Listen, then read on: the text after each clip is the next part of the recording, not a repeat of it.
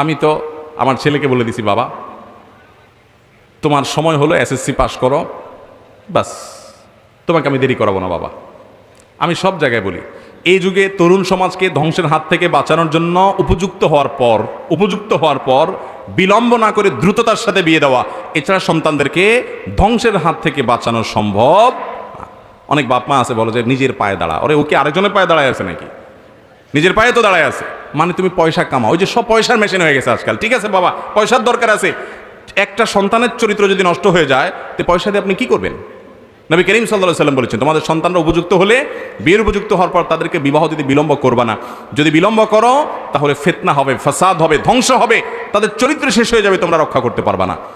আমাকে একবার টোকিওতে এক বাংলাদেশি ভাই বলতেছেন, হুজুর বহুত কষ্টে পোলাপানকে দেশে আনছি আমি, অনেক কষ্টে, বহু টাকা পয়সা দিয়া আমার ছেলেটারা আনছি, তখন পিচ্ছি ছিল, এখন মাশাআল্লাহ সে 7-8 উঠছে। আমি একদিন তাকে একটু জোরে ধমক দিছি, কারণ সে একটা মেয়ের সাথে হারাম সম্পর্কে জড়ায় গেছে। আমি দেখছি যে ওর লাইফ শেষ হয়ে যাবে, ধ্বংস হয়ে যাবে ও। আমি ওকে এই টাইপের কোনো একটা অপরাধের কারণে তাকে আমি একটু মুখে শাসন করছি, কোনো গায়ে হাত দেই না, একটু ধমক টমক দিছি। সে সাথে সাথে ফোন কল করছে থানায়, পুলিশের কল করে বলে দিছে আমার বাপ আমাকে ধমক দিছে, আমি মানসিকভাবে ডিপ্রেসড, আমি এটার বিহিত চাই।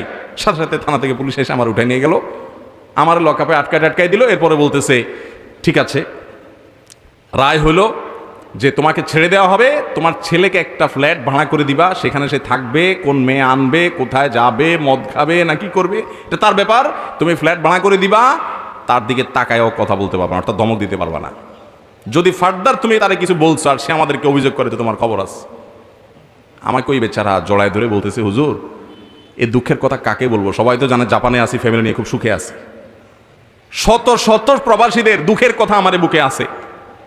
সন্তানদের আপ টু ডেট টেডি বানাইতেছেন, মানুষ বানানোরে মুসলমান বানান, জীবনটা উপভোগ করবেন। এই জন্য সন্তানকে মনিটর করবেন, পশ্চিমা দুনিয়ার কথা শুনে অতি স্বাধীন করতে যাবেন না, ধ্বংস হয়ে যাবে সব।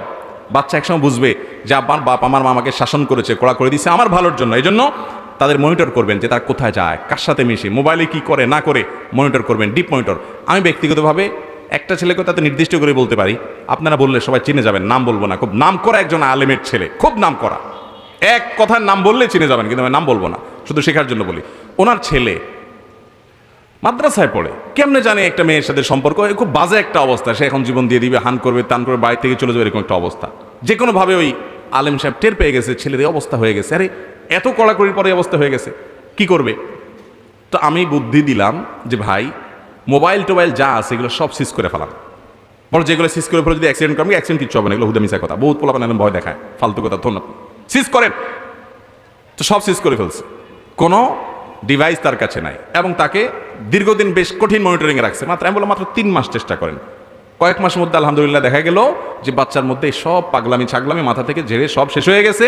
প্রথম অনেক জ্বালা পোড়াও করছে, উল্টাপাল্টা করছে, কষ্ট হয়েছে, একটা সময় সে এগুলো সব ভুলে যখন সম্পর্ক সব ছিন্ন করে দেওয়া হয়েছে এবং সকল যোগাযোগ ব্যবস্থা বন্ধ করে দেওয়া হয়েছে, কিছুদিন মনিটরিং রাখছে, আলহামদুলিল্লাহ ঠিক হয়েছে। এটা সব বাচ্চার জন্য একই পলিসি আপনার অ্যাপ্লাই করবেন তা না, এক এক বাচ্চার জন্য এক একভাবে অ্যাপ্লাই করে আপনার বাচ্চাকে বাঁচাতে হবে। এটা কখন সম্ভব হবে?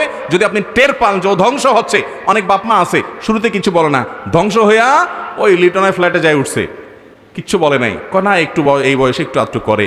এরপরে যখন একটা অমানুষ মেয়ে বিয়ে করে পালায়া রাস্তা চলে, বা মেয়ে ছেলের হাত ধরে অজায়গায় কুজায়গায় যায়, এরপরে এসে আমাদের কাছে এসে বলে হুজুর একটা তাবিজ টাবিজ দেন, যদি বাঁচান যায়। তাবিজ যদি টাইনা আনতে পারে তা আপনি কাজের কাজ করবেন না, তাবিজে টাইনা আনবে?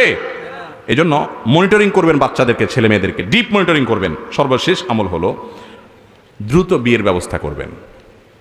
ছেলে হোক মেয়ে হোক, উপযুক্ত হওয়ার পরে বিয়ে দিতে দেরি করবেন। আমি তো আমার ছেলেকে বলে দিছি, বাবা তোমার সময় হলো, এসএসসি পাস করো, বাস, তোমাকে আমি দেরি করাবো না বাবা। আমি সব জায়গায় বলি, এই যুগে তরুণ সমাজকে ধ্বংসের হাত থেকে বাঁচানোর জন্য উপযুক্ত হওয়ার পর বিলম্ব না করে দ্রুততার সাথে বিয়ে দেওয়া, এছাড়া সন্তানদেরকে ধ্বংসের হাত থেকে বাঁচানো সম্ভব। অনেক বাপ মা আছে বলে যে নিজের পায়ে দাঁড়া, ওরে ওকে আরেকজনের পায়ে দাঁড়ায় আছে নাকি? নিজের পায়ে তো দাঁড়ায় আছে, মানে তুমি পয়সা কামাও, ওই যে সব পয়সার মেশিন হয়ে গেছে আজকাল। ঠিক আছে বাবা, পয়সার দরকার আছে, একটা সন্তানের চরিত্র যদি নষ্ট হয়ে যায় তো পয়সা দিয়ে আপনি কি করবেন? নবী করিম সাল্লাল্লাহু আলাইহি ওয়াসাল্লাম বলেছেন, তোমাদের সন্তানরা উপযুক্ত হলে বিয়ের উপযুক্ত হওয়ার পর তাদেরকে বিবাহ দিতে বিলম্ব করবা না। যদি বিলম্ব করো তাহলে ফিতনা হবে, ফাসাদ হবে, ধ্বংস হবে, তাদের চরিত্র শেষ হয়ে যাবে, তোমরা রক্ষা করতে পারবা না। এই জন্য মুরব্বীরা তাদের সন্তানদের ব্যাপারে দায়িত্বশীল ভূমিকা রাখবেন এবং উপযুক্ত হওয়ার পর প্রাপ্তবয়স্ক হয়ে গেছে এবং মোটামুটি চলতে পারে, এই অবস্থায় তাকে বিয়ে দিতে আর দেরি করবেন না, কার্পণ্য করবেন না। ছেলে হোক মেয়ে হোক দ্রুত বিয়ে দিবেন। বেশিরভাগ এখন লেট ম্যারেজ হয়, 30-এর কাছাকাছি গিয়ে তারপর বিয়ে হয়। আমি প্রায় সময় বলি, ভাই 30-এর কাছাকাছি যদি বিয়ে হন, এরপরে বলে যে প্রথম বাচ্চা নেওয়া যাবে না, একটু সময় পার করতে হবে একটু রিল্যাক্সের সাথে, তো 35 পার হয়ে যায়। এরপরে বাচ্চা নেওয়ার প্ল্যান করে, হইতে 38 হয়, বাচ্চাটা হলো। এই বাচ্চা বড় হয়ে পড়ালেখা করে গ্র্যাজুয়েশন করে কাজ কাম করতে করতে একেবারে যদি না হয় কত বছর দরকার? 22-25 বছর দরকার। তো সেটা যদি হয় 38 থেকে 22-25 প্লাস করলে কোথায় গিয়ে দাঁড়ায়? 60 বছর বয়স আপনার হবে, তখন বাচ্চা মাত্র কাজ করা শুরু করবে। এই যদি বাচ্চা অমানুষ হয় তো 60 বছর বয়সে বুড়া হয়ে গেছে আপনি, ততক্ষণে কিচ্ছু করার না, ওর কাছে সারেন্ডার হয়ে বসে থাকতে হবে। আর যদি 45-40 থাকতে আপনার বাচ্চা যদি বেলাইন হয়, কানটা মলে দিয়ে বললেন রাস্তা খোলা আছে বাইর হ, ওর 14 গোষ্ঠী সোজা হইতে বাধ্য, কারণ আপনি এখনো শক্ত। ঠিক না ঠিক? ভাইরা আমার, আপনাদেরকে বহুত ফুসলে ফাসলে অনেক কথা বলবে। গত 8-10 দিন আগে ইতালির গভর্নমেন্ট, এখন ইতালির, এটা সারা পশ্চিমা দুনিয়াতে একই অবস্থা, চায়নার একই অবস্থা, আমি নির্দিষ্ট করে একটা নিউজের কথা বলতেছি, যে সন্তান যাতে নেয় এই জন্য বাবা মাকে তো প্রণোদনা আছে, পুরস্কার আছে, যে সন্তান হলেই পুরস্কার পাইবা, বাচ্চার জন্য, বাচ্চার মায়ের জন্য, বাপের জন্য মূল্যবান পুরস্কার, কিন্তু কিছু দিয়ে তারা জন্মের হার বাড়াতে পারছে না। প্রেডিকশন বলছে তাদের জনসংখ্যা ভয়ঙ্কর জায়গায় অলরেডি চলে গেছে, সামনে আরো ভয়াবহ জায়গায় তারা চলে যাবে। মানুষ নাই, মানুষ কমে যাচ্ছে। জেনা ব্যভিচার যত বাড়বে, বিবাহ যত কঠিন হবে, তত মানব সভ্যতা পৃথিবী থেকে একসময় বিলুপ্তির দিকে চলে যাবে। এই জন্য ইসলাম জেনার পরে এত কঠোর জায়গায় গিয়েছে। ওই বুড়া বয়স পর্যন্ত অপেক্ষা করবেন না। সন্তান আল্লাহর নেয়ামত, জনসংখ্যা এটা বোঝা নয়, এটা জনসম্পদ, এটাকে সম্পদ রূপান্তর করতে হবে যাদের 5-7টা ছেলে মেয়ে হয়। আপনার একটা স্লোগান শুনছেন না, ছোট পরিবার সুখ পরিবার। আল্লাহর জমিনে 10টা মিথ্যা কথা থাকলে তার একটা হলো এটা। এই যে চিত্রনায়ক রিয়াজের শ্বশুর মারা গেছে না কয়দিন আগে, ছেলে মেয়ে কয়টা খোঁজ নিয়েছেন? মাত্র 2টা সম্ভবত, আমি ভুল না করে থাকি। এরকম বেশিরভাগ পরিবারে দেখবেন ওই বেচারা কেন মারা গেছে? পিস্তল দিয়ে আত্মহত্যা করে মারা গেছে না? ডিপ্রেশনে, বউ এক দেশে, ছেলে এক দেশে, মেয়ে এক দেশে, কারণ অমানুষ।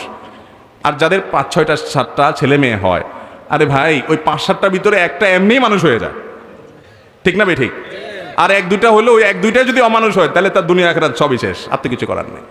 আল্লাহ তাআলা আমাদের পরিবারগুলোকে চরিত্র রক্ষা করার তৌফিক দান করুন, সন্তানদের চরিত্রগুলো আল্লাহ তাআলা রক্ষা করার তৌফিক দান করুন। সবাই চেষ্টা করবো তো ইনশাআল্লাহ।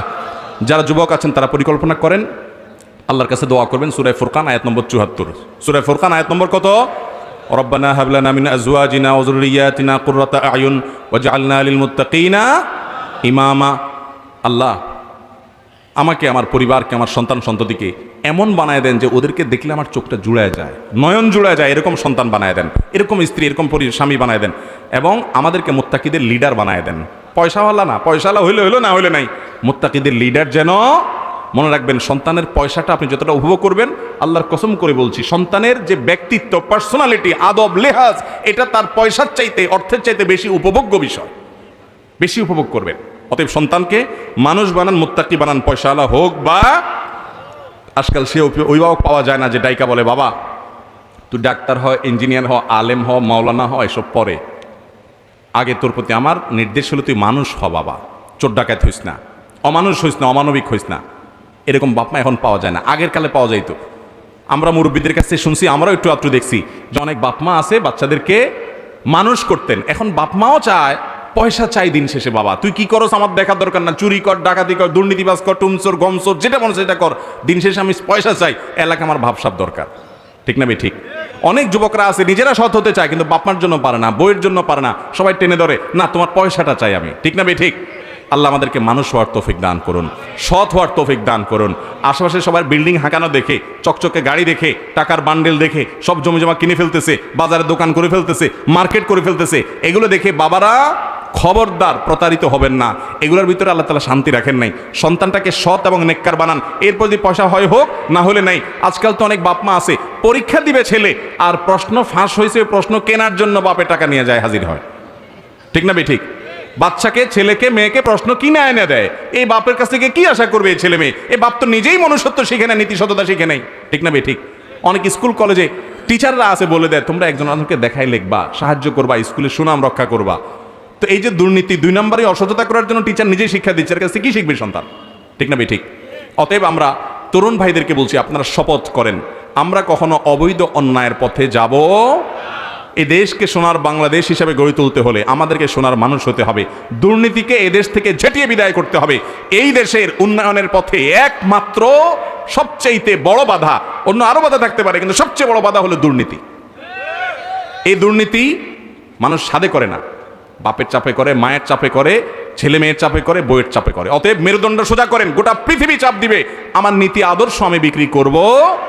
হক হালালি চলবেন, আমল কম করবেন, জান্নাতে যেতে পারবেন। আমলের পাহাড় নিয়ে যাবেন, 2 নম্বর উপার্জন, 2 নম্বর কাজ করবেন, জান্নাতে যেতে পারবেন না। কোরআন হাদিসের নলেজের সার নির্যাস, আল্লাহ আমাকে যা দিয়েছেন সেটা আপনাদেরকে দিয়ে গেলাম। সবাই আমল করবেন তো ইনশাআল্লাহ। জাযাকুমুল্লাহু খাইর ওয়া আখিরু দাওয়ানা আলহামদুলিল্লাহি রাব্বিল আলামিন।